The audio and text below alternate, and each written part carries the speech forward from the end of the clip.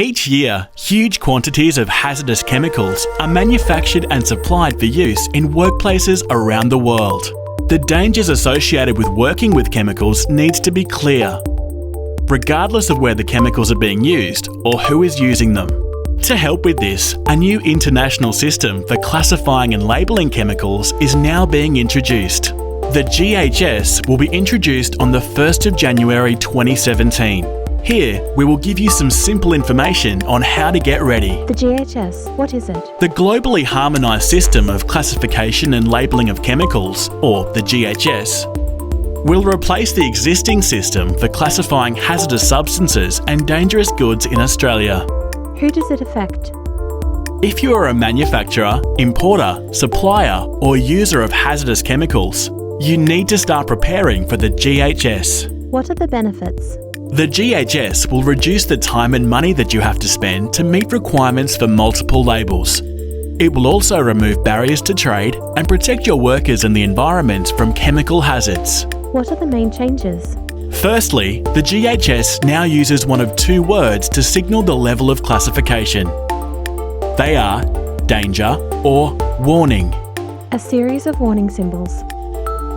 The GHS uses 9 standard symbols or pictograms to show how chemicals are classified. Labels will also be changed to include simpler hazard and precautionary statements. The hazard statement describes the chemical's nature and severity. For example, causes serious eye irritation. The precautionary statement provides advice on how to avoid or minimise the risk of chemical exposure. It also tells you how to deal with exposure if it happens, and how to store and safely dispose of the chemical. Safety data sheets, known as the SDS, will use clear language under 16 universal headings. So what do you need to do?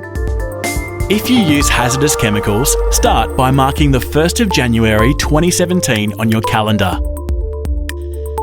From that date, any new supply you get must be GHS compliant.